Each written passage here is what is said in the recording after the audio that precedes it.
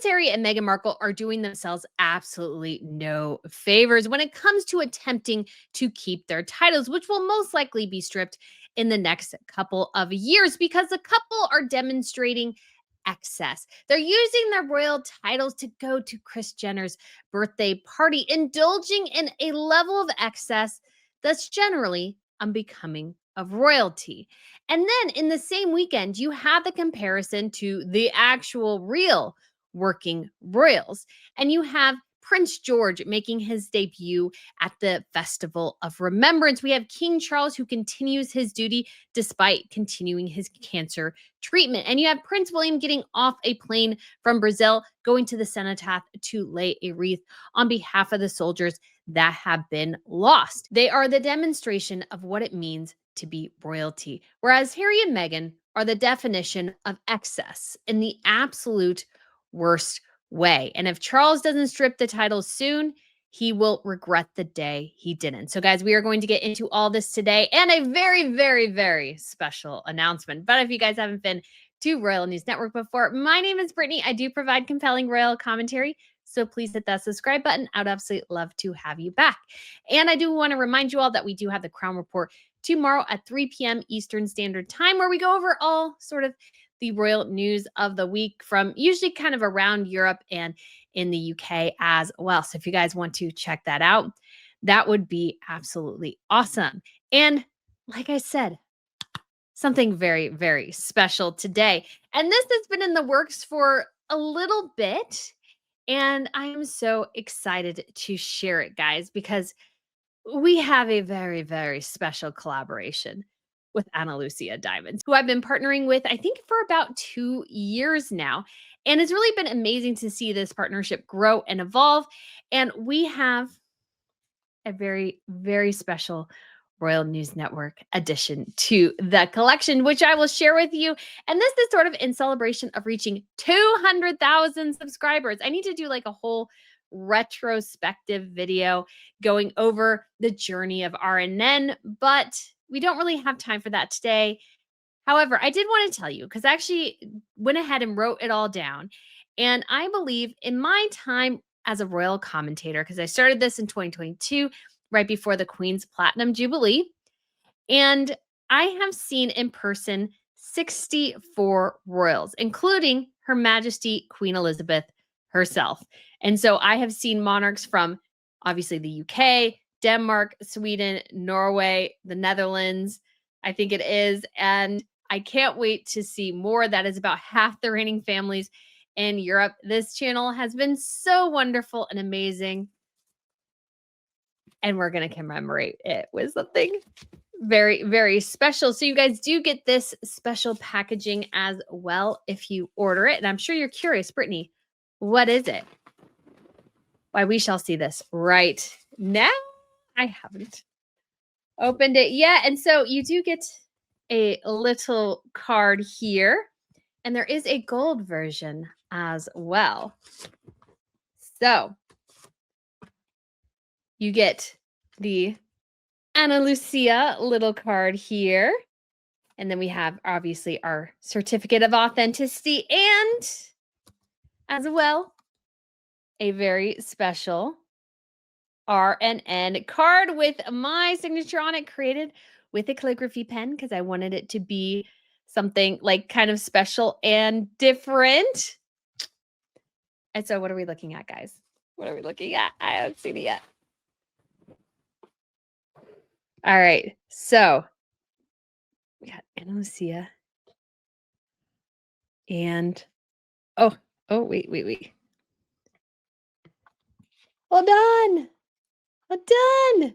Technical difficulties, but oh, guys, there it is. The RNN logo in a necklace. Guys, oh my gosh, it's so pretty. Oh, it's so stunning. It's absolutely stunning. This is gorgeous. You even have diamonds up here on top, lab created diamonds, diamonds around the circle, diamonds in the crown, just diamonds, diamonds everywhere. How awesome is that? It's absolutely amazing. So it comes in both silver and gold. Oh, look at that piece. Oh, it's so amazing. And these are available for a limited time and a limited quantity. So, in order to ensure shipping by Christmas, you do need to order these by November 17th. And if you want some more details, there are 124 diamonds here. It's artfully crafted, has this wonderful finish in 14 karat gold or rhodium, and both in precious sterling silver. It's custom made, special edition, and it has a manufacturer's warranty and some special packaging. And Ana Lucia was also part of the official Platinum Jubilee album in 2022. So I feel like, especially because this looks platinum, just like it's just so incredibly fitting. So I can't wait for you guys to check it out. So it's same as always. If you use code ROYAL20, you shall save 20% on the necklace here. And if you want to see how it looks on, oh my gosh. Looks amazing because it's a nice size because it's not too big, it's not too small, but it's like the perfect size. And here we do have the gold as well. So we did some family pictures yesterday. So I did like pop the gold one out and I showed the gold one to members in a special members video. But there we have the gold version as well. So if you like silver, if you like gold, both are available and both look absolutely stunning, guys. I can't wait for you to see it. Again, this will be a very special edition. So if you want to check that out, there's a link up above and a link down below just to this precious piece. And again, if you use code ROYAL20, you shall save 20%, which I believe puts the price at about 500, which I realize is quite a lot, but oh, it's so gorgeous. It's so gorgeous and classy because I had been looking for a fun crown necklace and I couldn't really find one I liked. And so this will be, of course, permanently pretty much on my neck all the time. We'll change between silver and gold, but yeah, we're going to be wearing this for quite a while because it's so special. So guys, thank you so much for all your support over the last couple of years. It's been crazy and insane to see this channel grow, and I can't wait to see it expand even more because there'll be so much more coming. Again, we need to do a whole retrospective looking at the different events I covered because I did a sort of thing on Substack sharing some of my favorite pictures, and I completely forgot I covered the Commonwealth Day 2023. I totally forgot. That I didn't really get very good pictures, so that's probably why. But I did want to let you guys know. So exciting. So guys, feel free to check these out. Again, you have to order by the 17th to get them by Christmas, and there'll be a limited quantity. So you don't want to miss out. But let's get back to this idea of excess and service, because what Prince Harry and Meghan Markle should be doing right now, 150%, is kind of tiptoeing around the issue of their titles and tiptoeing around what they're doing. Because at this point, like they're on the precipice. It was very easy to strip Andrew of his titles. It's not going to be too difficult to do it to Harry and Meghan too. And I'm sure they would not be remiss from actually thinking that themselves, that there's a strong possibility that they might lose their titles. They should be worried. And yet at the same time, we see a little bit of we're going to just do exactly what we want to do regardless. And that's sort of how Harry and Meghan have played it oftentimes, now that I think about it. When it came to losing Frogmore Cottage, they went out in a rainstorm, which in California, rain is unusual. And generally, I have heard that oftentimes people stay home in the rain. And they went late at night. It had been raining to these like members only bungalows, as if to say, we aren't worried. It's fine. We're good. But the titles are a different issue because the Andrew question has been mostly taken care of now. All the ire is going to turn to Harry and Meghan. And utilizing royal titles in order to be flashy, indulge in kind of excessive parties where people are just throwing money around, it's not a good look because it's not what royals do. This is a very, very important distinction between what people think royals do and what royals actually do.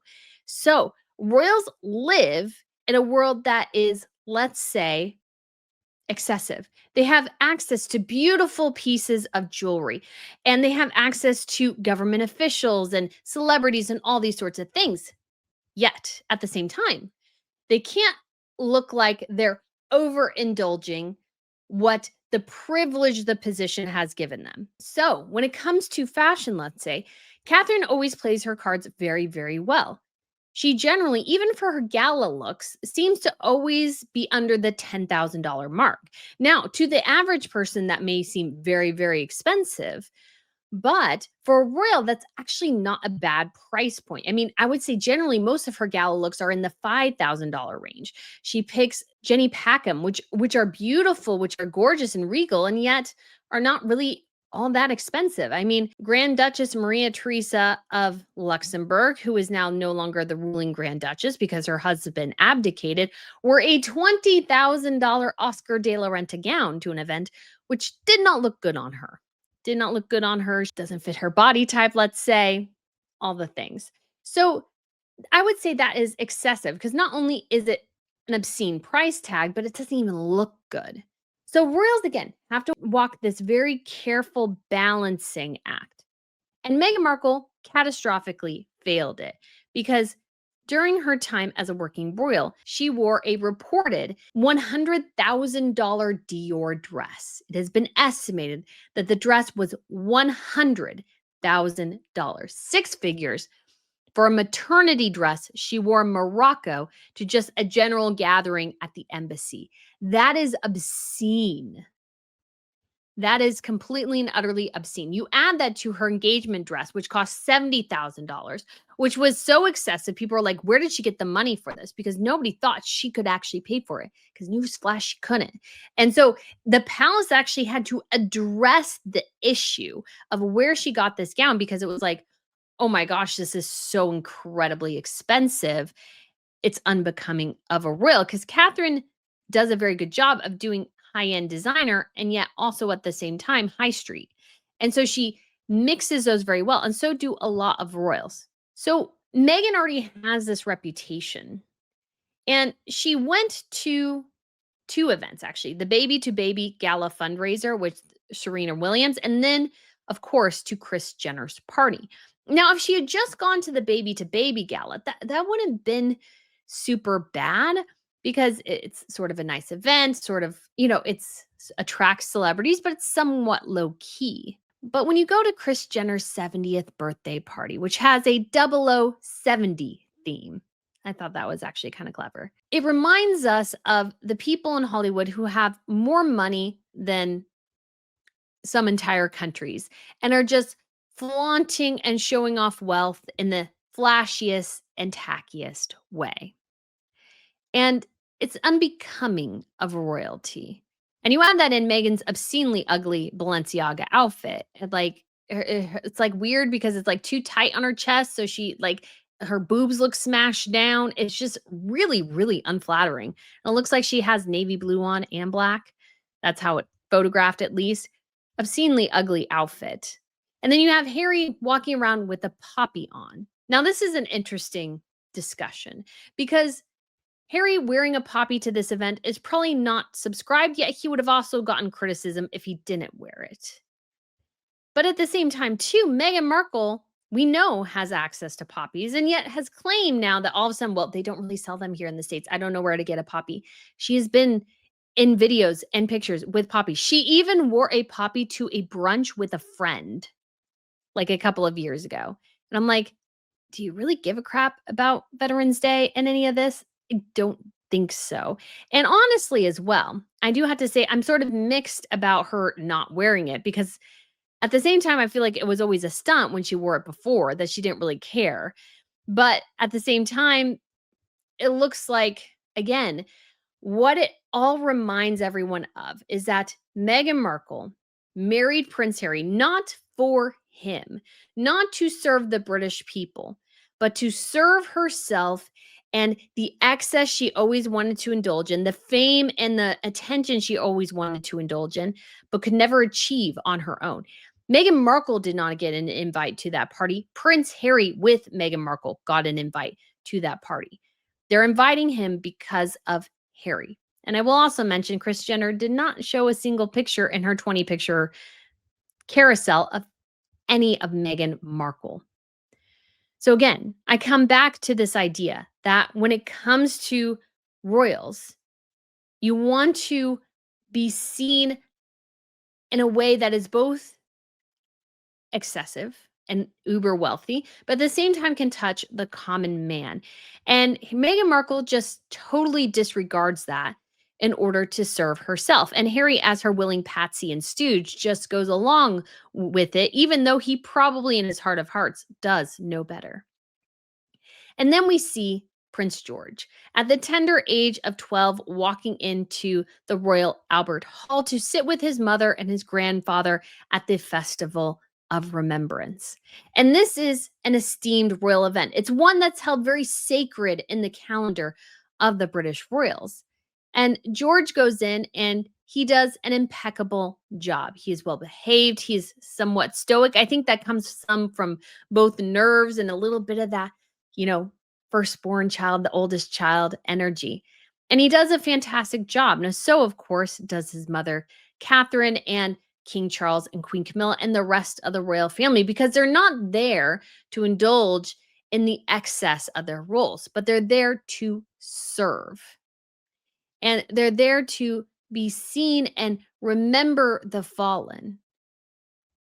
And it's just such a stark contrast. And it's like you don't even really need to explain it all that much because the difference is just so incredibly obvious.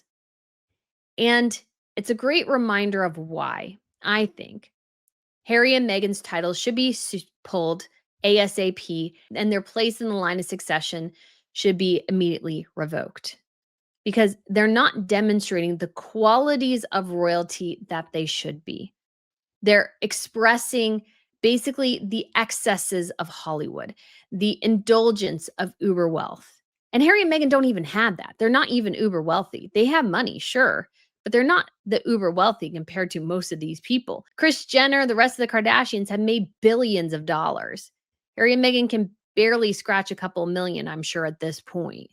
They are desperate for attention. They are desperate to be seen as part of this community because this community has always meant more to Meghan Markle than royalty. And what's so ironic is that any of those people at that party would kill to be part of that royal scene because that royal scene is something that you can only achieve through birth or marriage. There's no other way to achieve it. The Kardashians, as wealthy as they are, would be probably really starstruck by actually interacting with real royalty. And Harry and Meghan, by going to that party and overindulging, I feel like diminish the value of those titles that they hold. And by extension, the institution of the monarchy itself. Because the people, especially in a time of austerity, I mean, even in the States and I'm sure in the UK as well, people are feeling the wallet tighten. They're feeling the pennies pinch. And royals have to, again, walk this very careful line between, yes, fulfilling the obligations of the role, which do require spending, in the case of the women, a fair amount of money on clothes and sometimes jewelry and these sorts of things. But at the same time, not losing that common touch. I feel like Harry and Meghan have no common touch to them. I feel like if you met Meghan Markle in the street and you were not of advantage to her, she would treat you probably quite poorly. She's not a nice person. We've seen this endlessly shared, unless you are, of course, a famous person yourself. And that reputation, by extension, does erode the foundations of the monarchy. And as things look, let's say, a little bit more precarious, it would make a lot of sense for Charles to make a very distinct separation. There are those who serve, and then there are those who are only interested in serving themselves. And I think Charles at this point needs to make that abundantly, appallingly clear. It's unfortunate that he won't do that, really. I feel like he just doesn't really want to go far enough. I think he wants to salvage what he can from his relationship with Harry, but I don't think there's much, honestly, there to salvage. Harry is only there as a willing patsy to his wife. And at this point, I don't think he has much sense of self or family. But Meghan Markle is living her dream. She is going to the parties, the paparazzi bulbs are flashing, and all she had to do is stab a country and a family in the back to achieve it. She could never achieve it on her own, only by dragging her hapless husband across the Atlantic.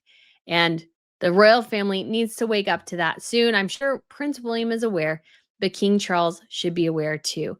Celebrate how the monarchy serves the people and cut off the people who only demonstrate the worst aspects of royal excess. So guys, let me know what you think of this video. Thank you so much for watching, and I shall speak to you again very soon. Bye.